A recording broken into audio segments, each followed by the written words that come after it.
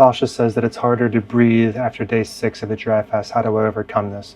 It's a good question because when you go longer in the dry fast, your blood gets increasingly thicker. So if you haven't detoxed that deeply before, you have a lot of information in your blood from ancestral bacteria, from like accumulation of mold, fungus. There's a long life of living in toxicity in this environment. And so when you're dry fasting, you're churning through this. And it can be harder for your blood to circulate when you go deeper into the fast. So it's very important to supplement with electrolytes leading into the fast, but also be in an environment that has humidity that's at least 65% humidity, and not be in an enclosed environment. Like having your windows closed is putting you in a container where your blood cannot filter. You have to have open, fresh air that's humid and preferably a little more cold to lower your adrenal output. So I would say that it's best to kind of, have the potassium stores, but also be in a humid environment to actually increase the circulation a little bit more. So you're lessening the thickening, the viscosity of your blood, so it's not as much of a burden, because then your blood pressure will rise because there's not enough oxygen getting to the headspace. Another reason that it might happen is because you're getting detoxification in your lungs, and so you have a bunch of mucus that's being expelled, and so therefore you have short breaths. So you're at a low oxygen percentage level, and your body is recognizing that, and so therefore it's wanting fresh air, it's wanting oxygen so that it can get it to the headspace. So you're having like short breaths to kind of like expand your oxygen input, and eventually you'll get through it because your blood gets cleaner as you go deeper in the fast, and your lungs get more purified. So there's less mucus preventing oxygen absorption. Do What Works is asking, how do I maintain a disciplined and safe approach to fasting? And it comes down to simple concepts. If you actually are providing your body with sufficient minerals and fats and proteins and hydration, your body's going to eventually be in a very safe environment where it's sufficient in all of these things. So then you can go into a stressful environment such as dry fasting and starvation, and you have the stores to tap into. So a lot of times people get obsessed with detoxification, and they start these from like a very skinny or emaciated point when it's very dangerous to administer a dry fast.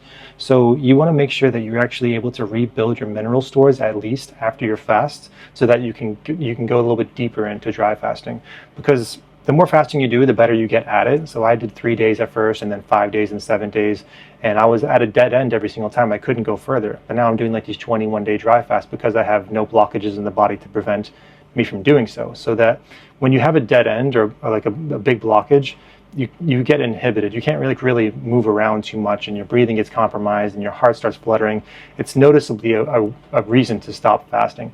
So you want to be able to take enough time off of fasting, because fasting is a hormetic process. You're inducing a stressor for a greater gain. You're spiking your adrenals, but you're getting intense detoxification. So you want to keep things simple. Make sure you're having enough electrolytes, you're cleaning out the intestines well enough, and you have enough fat on your body to dip into during the fast. Your fat is essentially your insurance policy, because it's allowing you to safely go deeper into these fasts. So that'll be my answer to that. Sevens asked for my thoughts on the recent sugar diet and fasting trend, which is definitely very popular on YouTube right now. I think that it can be bad for people who have candida and underlying issues that are feeding off those sugars, because you eat the sugars and the pathogens that reside in your tissues will exit the tissues to feed on these things in your circulation and cause inflammation. This is why it's not always best for every single person. We all are very confused on what diet to actually administer. So I think that for me, I operate best on fat. So it's easy for me to go into these longer fasts because I'm already trained in ketosis.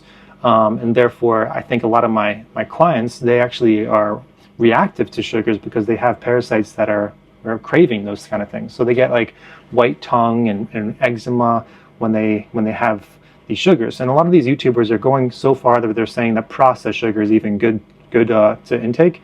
But I think that temporarily it is, but your body's taking in something that's slightly different from the natural source, and that's what it comes down to. Bottom line is are our ancestors used to actually having this kind of food source? Can my body actually identify what processed sugar is? My point is that eventually you pay the price for like unnatural things coming into the body. So you can possibly even create a little bit of a diabetic response to unnatural sugars coming into the body constantly. So there's never been such thing as a fat fruitarian. So that's why it's beneficial, and people see, man, I'm actually losing weight on this. Yeah, awesome, sugar diet, good. What is Trevor talking about? But eventually you lose the amount of weight you want, and now you can get to this point where you're going to be in a deficiency, or you have like a little bit of a weird insulin response to this persistent diet. So oftentimes I get these fruitarians that call in, for advice, and I see that they have like a little bit droopy skin, and they have their hair is like more limp, and their teeth are their teeth are dying pretty much, and their gums are receding, and it's showing that they're getting into a mineral deficiency, because yes, they lost the weight, awesome job, but the thing is they're now in like a true fasting mimicking diet, which is like you're deficient for extended periods of time, but fasting does it in a short period of time, and like these people who swear by these diets are constantly getting into like a more and more deficient state, where their body's going to start stripping the minerals from the teeth, the hair, and the bones, and they're unwilling to pivot the diet because it worked so well for them in the beginning. So that'd be my thing with it. So just watch like the people who are very avid with the sugar diet, watch their hair and their nails, and possibly like how their skin maybe start to sag a little bit. But I mean, it's great for the first few months, probably. Just like I was the same way on like the fruitarian diet. I felt amazing for the first few weeks, and I was just kind of proselytizing it to my friends and family, because your body hasn't tapped into its internal reserves yet, where it has to go into like, what you're made up of. So it'll start stripping from the bones and then causing a little bit of deficiencies, in my opinion. Allison asked how and when to administer ozone, and if antiparasitics are used. So ozone is the most powerful antioxidant in the world. I think it's the second most powerful detox that you can do under dry fasting. And so dry fasting is also oxidative too, because you're actually inhaling oxygen and distributing that to your extremities, and then that can oxidize things that don't belong in the body. So ozone is, when it rains, it comes down to the earth for like 10 minutes. It has a very short lifespan. It cleans off the earth essentially, and you're able to breathe like clean air. So you kind of feel good after a rainfall because of this reason, in my opinion. So you can capture the ozone and administer it to the body and oxidize things that don't belong in it. So so oxidative things can age you a little bit faster, and antioxidants are known to keep you younger. So you want to have like a healthy balance between the two. Ozone can be good when you have like when you're attempting to cure like Lyme disease, or if like you have like mold or fungus in the bloodstream. And I think that there's two really good methods to doing it. People even do rectal ozone, and they drink ozone water. Ozone water can like kill off a lot of beneficial bacteria as well. So I don't really recommend that. And people swear there's cures with that, but you really have to go hard if you're trying to cure something with the ozone. And that comes down to doing it intravenously, like at least 10 to 15 passes every single day for like at least 2 weeks. You don't take time off, because you're allowing the bacteria or pathogen to actually recolonize the body, and then you're starting from square one again. That's the biggest concept, is you can't really take time off. The fasting, I get the cures from the long continuous fast for a reason. I don't take a break and then go back into it, because then you're going to allow the parasite to breed and actually replicate. So there's one person in Austria, this Dr. Lahadny. He does it for cheap, and he knows that you have to do it for like at least 2 weeks straight if you're really trying to cure anything. And if it doesn't work, then ozone's just not going to work for you, so you can put it to rest. Another way to administer it is the ozone saunas, which can really show you the underlying issue in your skin, because you're sitting in a portable sauna and you're sticking the ozone tube in it. You secure the neck so that ozone is not being breathed in, so with a towel or something, and then it saturates the body with ozone. So that's usually where parasites reside. They love residing in your largest organ, the skin.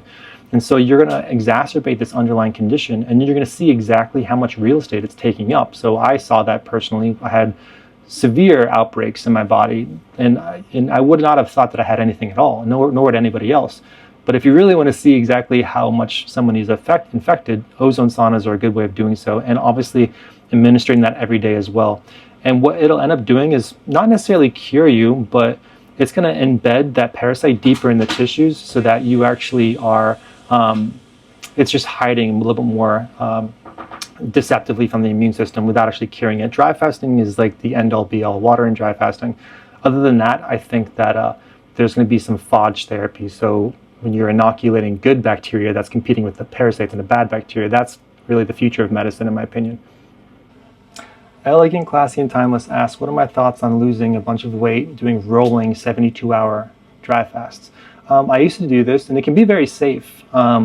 It kind of turns every single meal into a prayer, because you're giving just enough time in the fast to really appreciate, like, oh my God, I can't believe I took food for granted.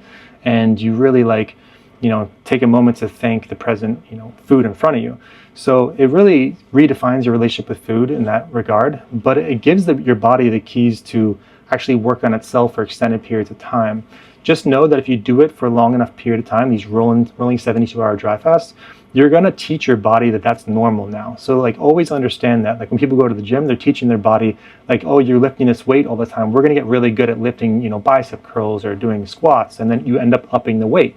Your body's always flexible in learning what the new normal is. So just understand that doing the rolling dry fast may slow your metabolism down a little bit if you do it for a long enough period of time, but you will achieve your weight goals. But the whole point, when people call in for like weight loss tips, I always get them on a actual routine that you can do for a long period of time. So not something that you can give up on. So it usually comes down to just doing 1 or 2 day fasts each week, and having a diet that your eating period of time ends earlier in the day, so like 4 p.m. And then therefore you're going to chip away at the weight every single week without even trying hard at all. Like, doing a rolling 72-hour dry fast is more difficult, and eventually you relapse, and that's what causes eating disorders, is that you're going to extremes in one way or another. So the pendulum goes to the fasting, and then it swings back forward to overeating, and then you have an issue. So you want something that you can do that's sustainable, So I like to do a combination of 1 day fast each week, and then go into a diet where you're eating from like 10 until 4 p.m., preferably like low carb. And then you're doing like saunas 2 or 3 times a week, because you're actually losing a bunch of calories with saunas and unblocking yourself lymphatically, which can allow your body to lose weight. And then getting sufficient minerals in. So the minerals are going to allow your body to not be in a stress state. So you can be constantly pumping cortisol, which means your body's in a survival state, and then you're less likely to release the fat. And so therefore I like sea moss and shilajit to kind of rebalance those minerals. But if your thyroid is compromised, which a lot of people are, then I do like the iodine intake to kind of calcify the mucus that's kind of coating the thyroid and preventing it from performing its hormonal function, which is energy output and like regulating your weight. So that's what I would do, and a little bit of exercise. If you can do as little as like just walk, move your body, then you're going to kind of activate the weight loss even more so. And then you'll eventually get to your goals with not much time at all, like 3 or 4 months, in my opinion.